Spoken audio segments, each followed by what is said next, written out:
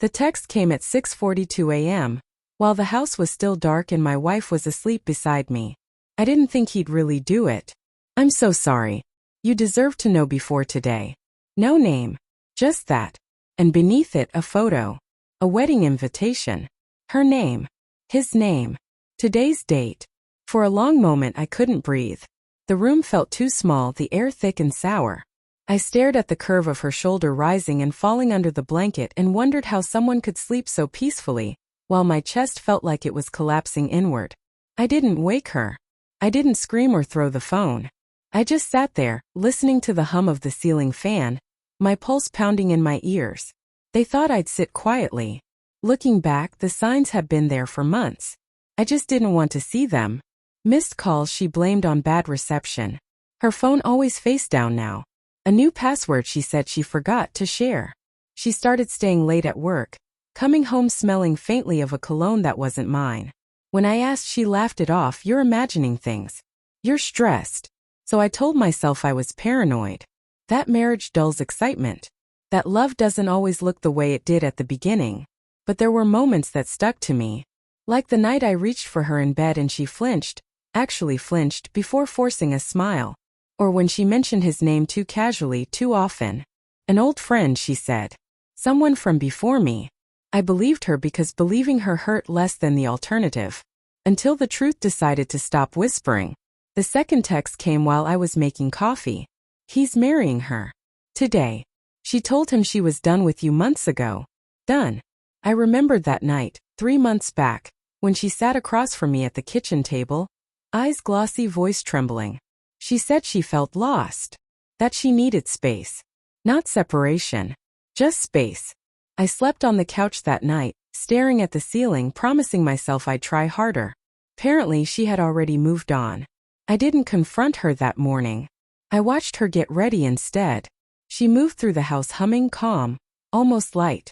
When she kissed my cheek goodbye, her lips lingered for half a second longer than usual, like guilt was trying to disguise itself as affection. I have a work thing, she said, grabbing her bag. I'll be late. I nodded. She was right about one thing. She would be late. The wedding was held in a small venue just outside the city. Elegant. Intimate. The kind of place people choose when they want something meaningful. I sat in my car for a long time before going in, my hands shaking so badly I had to grip the steering wheel. I wasn't sure what I'd do. I just knew I couldn't stay silent anymore. When I walked in, conversations dipped. A few faces recognized me. Some looked away. Others stared like they were watching a slow-motion accident. And then I saw her. In white. Not the woman I married. This version looked lighter, freer, like she'd shed something heavy. Like me. She saw me too. Her smile vanished. They hadn't planned for me to be there. That much was clear. Whispers rippled through the room as I took a seat near the aisle. My heart felt like it was trying to claw its way out of my chest. When the officiant asked if anyone had anything to say, there was a pause. Polite one. A safe one. I stood up. I do, I said, my voice steady despite everything burning inside me. She shook her head, eyes wide, silently begging me to stop. I didn't. I didn't shout. I didn't insult. I just told the truth. I was married to her for 7 years, I said. I loved her deeply. I believed in us. And until this morning, I still thought we were trying to fix things. Gasps. A hand flew to someone's mouth. I looked at him, then the groom. He looked stunned, like someone had just pulled the floor out from under him too. I hope you both find what you're looking for, I finished quietly. But don't build it on lies. I sat back down. No applause. No drama. Just silence. I left before anyone could say a word.